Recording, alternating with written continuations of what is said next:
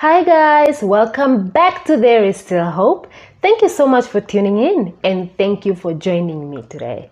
To anyone who's new and this is your first time to watch my videos, I am Ndalenga, the founder of There Is Still Hope. There Is Still Hope is a place where we inspire people to move away from past sorrows, places of defeat, places of discouragement, and move on to live a life that matters, a life of purpose. There Is Still Hope brings different journeys of people, those who are bold enough to come out and say, I'm ready to share my story.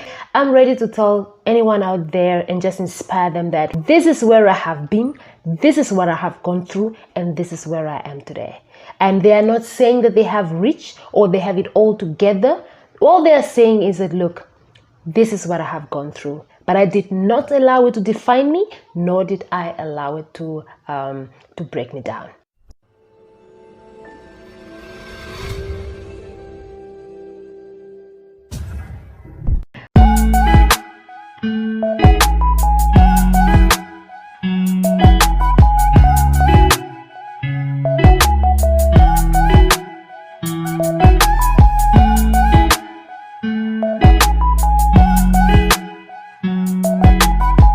Welcome and welcome to There Is Still Hope, Milka. I'm so excited to have you here. Thank you for having me. Okay, let's get started.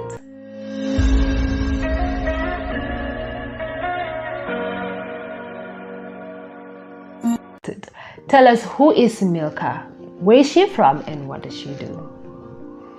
My name is Milka. I'm currently a student at NAS studying toward Bachelor of Criminal Justice. I'm expecting to be graduate this April. I'm hailing from a beautiful big village called Ohongo in Hangwena region, northern part of Namibia. I am loving, kind, and friendly. That's Milka, and this is my story.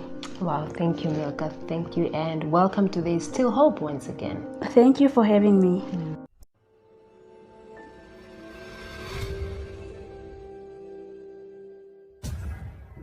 Tell us, how was growing up for you? Growing up for me was hard. Life has been unkind. Like growing up, not having any single parent, that was the worst. What happened to your parents? They all late. Okay. So I have been moving from this house to this house, from this environment to this environment, from this school to this school. So that was how I was growing up, because I've been raised here and there. Okay. At first I was being raised at my aunt, my mom's sister, at Ndonga, and then so she had to leave for Windhoek and us we had to be left home. And that was where all the abuse started. I was then left with a housekeeper, a guy in the house. And that housekeeper, because I had to be left all alone with him in the house, he physically abused me and sexually abused me. Was your aunt aware of it? Yes, he was aware of it, because there was a moment when he came back to Windhoek, I told her all that was happening. And then there were moments even where I stopped going to school because the pain was too much. I couldn't work properly. So she was aware. Okay. You mentioned that she was in Windhoek. Does it mean that it was only you and the housekeeper? Yes, it was only me and the housekeeper at the house, plus this other girl, a housekeeper also. So you used to be 3 in the house? Yeah, and those ones who used to come for holiday, like some kids from Ukwanyama, from Ndonga, from my aunt's side or from the father's side, they will be coming for holidays sometimes. But normally we only used to stay, the 3 of us. But was the other third person aware of what was happening to you, or was it happening to the both of you? No, it was only to me, and she was also aware. What did she say? Nothing. There was even a moment where the guy housekeeper stabbed me over my nose, of which I still have that scare over here up to today. Yeah, everyone was aware. Okay. When you brought it to your aunt, did they involve the police or anything, or she just let it go? No, there was no police involvement. How often did it used to happen? It was a lot. It was numerous times. Okay. What happened next? What happened next, my aunt died, and then I had to now move to Okwanyama from Ndonga. There, at first I arrived at my grandparents' house, and then I was told, no, you have to move to your uncle's, where your uncle is. And that time my uncle was at great-grandma's house. So I had now to move from my grandparents' house to my great-grandma's house, where my uncle and his wife stays. And she was also abusive.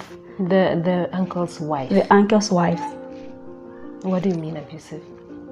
You'll be beaten for the things that you were not done or you were never committed. You'll be blamed over other people's mistakes.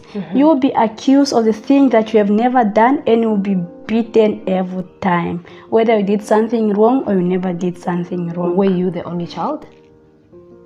I would say I was the only child, because we do say, like, you will be at this side of the house, the other people will be on the other side of the house. The house was divided? Yeah, the house was divided. And on the side where you were the only child? Yes, I was the only child. So you were literally doing everything? I was literally doing everything.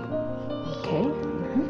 So I was now there being abused, being beaten. Grandma would watch over me, and then sometimes she would call me, what is happening? Sometimes I speak up, sometimes I don't speak up everything.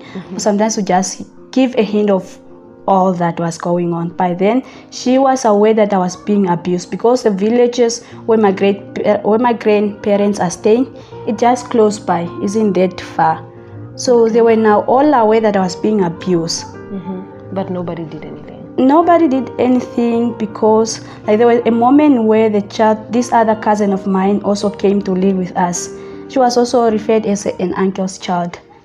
So when her mom realized that the wife or uncle's wife was abusive, that auntie decided that I'm not going to let my kid suffer while I'm still alive. I'm going to take her out from there. So now she was taken away, or she went back to her mom. Then I was left to face it all. You remained? I remained, because that one was taken by her mom, and my mom is not there to take me. So how did you feel when the other person was taken away? I felt so bad. I cried, and I wondered if my mom was also there to take me. I was treated the way I did not deserve. Besides, I did all that she asked me to do. I was doing all that she ever wanted me to do. And then there was just no room for her to treat me the way she did. It was bad. Okay, and you felt like you had no defense. And how old were you? I was probably 10 or 11 there.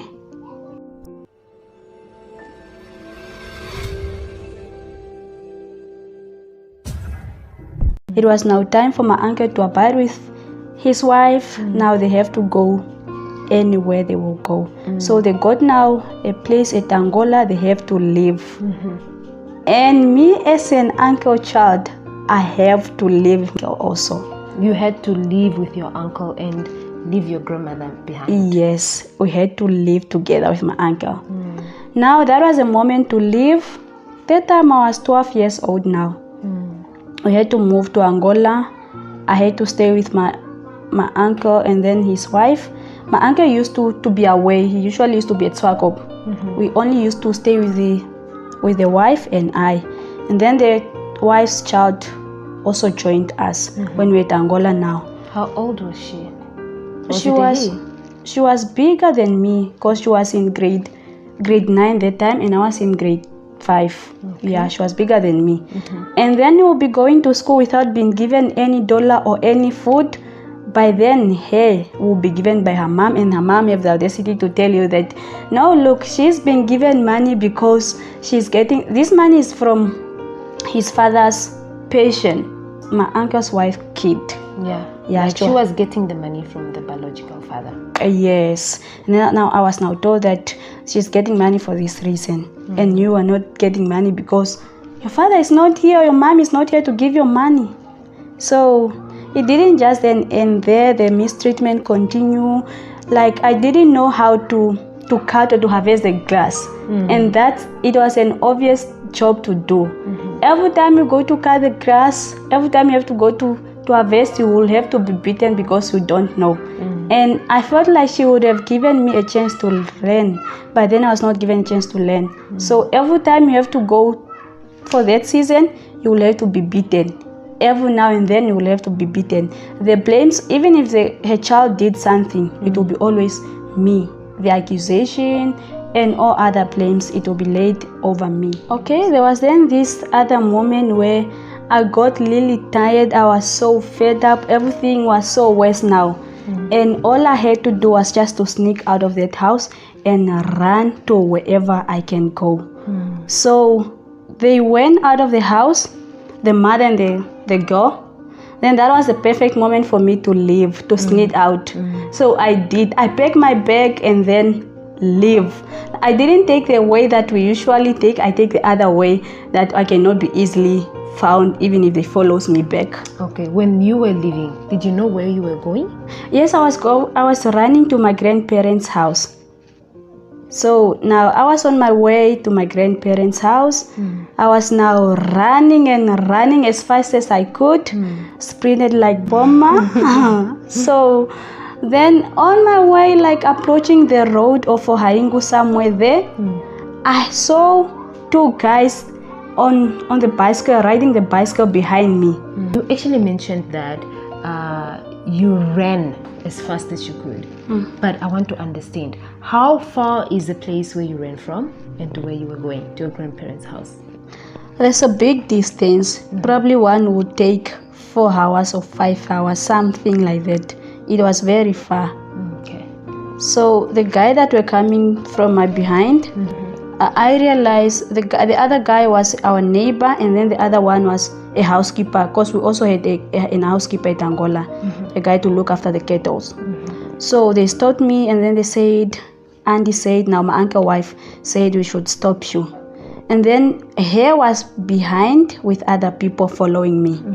So the reason of me being followed was apparently I stole a $20. So the Andy asked me, where's the $20 that you stole?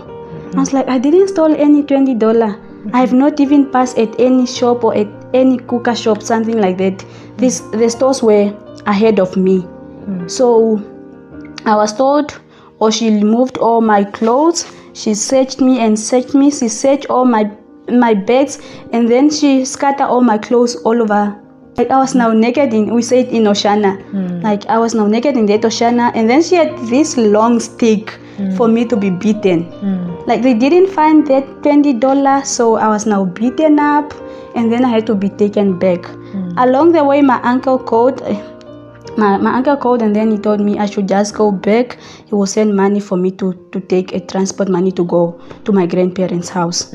So I don't know if he was now being honest, or maybe he was just making me to go back. But for him, he is a loving uncle. So, and he understood all that was going on. Was he aware that the wife was abusing you? Yeah, he was aware, because just from the very moment sister, when she took her kid, from there he was aware. There was even a moment where he was around that time, and then I came from school, because sometimes we'll be left food, sometimes we'll not be left food, or you'll be left the last night's food. There was now a moment when I came from school, and then uncle was around. He came to check the food that I was eating, and then he realized that that food was for last night's dinner or something. Then he told his wife that he should cook me that day's food. I should leave that one, and she must cook for me the food that everyone has eaten in the house. So the wife did that day, because my uncle said so. And there was even when the things gotten worse, he was applying for me a school at Windhoek, for me to go and then just stay in the hostel. So he sent the wife to our school to get transfer letter. Yeah, transfer letter for me to move to Windhoek. She didn't do. She kept on saying I did until the date or the due date has reached. And you never came. And I never came. So he exactly knew what was going on. Okay. From there, when they got me at that lake, we now went back home. And then when we reached home, I found, because when I left the house, I had to put the keys in the sitting room where we usually leave the keys. So my going in the sitting room was to take the keys in, And then when they saw my footsteps, they thought that I stole the $20 that was in the sitting room now. I found out my footstep covered with a basket like this for me to come see that was my footstep going in the sitting room. So when we reached there, they have showed me the footstep, and then I told them my reason of me coming here was to take in the keys. That was all. I didn't steal that $20. So she got this dry grass, and then she set it on fire. She applied it on my hand like this. Burning you? So it was still on fire? Yes, it was still on fire. Like she was doing like this, like until those things get finished. Now it was now being applied on my hands with the fires on. But what was the meaning of that? Like you do say in Oshwambo, you say okuvavwa. Now, like if you are being vaved now, you will be a certified thief, or people should see you as a certified thief. Up until now, you will never see me or heard of me. I have stolen something. You will just never hear about it.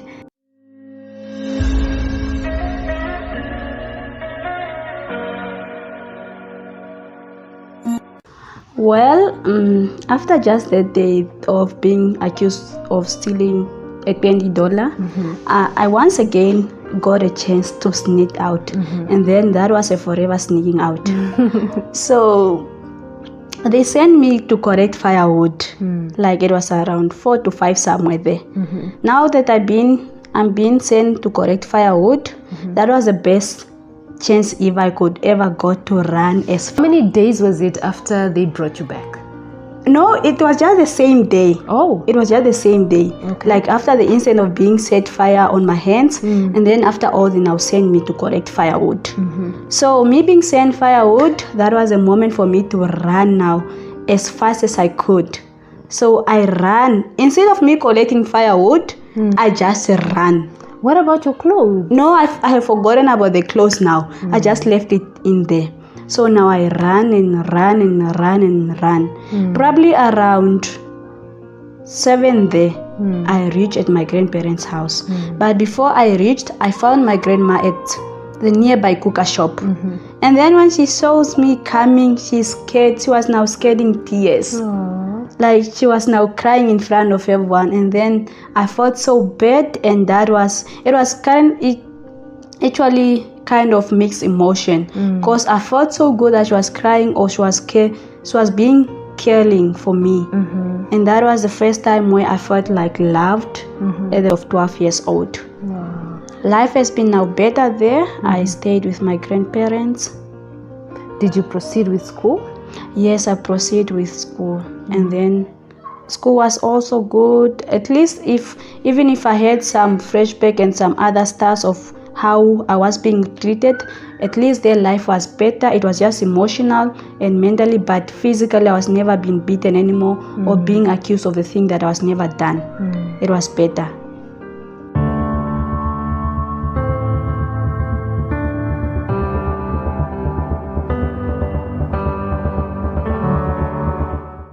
Well guys, this is Milka's story. This story is not to paint anyone black. It is not to discredit anyone. It is literally to tell someone out there and to encourage someone out there who might be going through the same thing or anything worse than what she has gone through. Just to tell them, look, I have been there. This is what I have gone through, and I did not allow it to define me, and here I am today. It's literally to encourage the next person.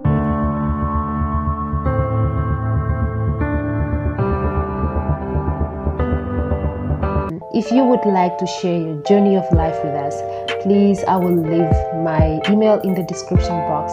Do reach out to me and let's talk about it right here on There Is Still Hope. Well guys, this should bring us to the end of part 1 of Milka's story. Well, I must say, she's a brave girl. She is a brave girl.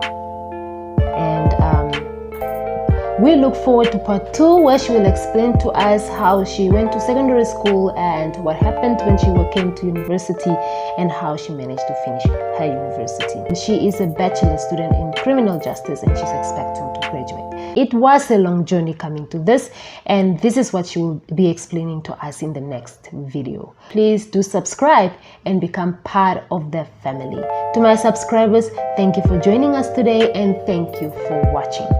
Till next time, to my next video, I'm Ndalenga. I'm Milka. It's a bye-bye from us.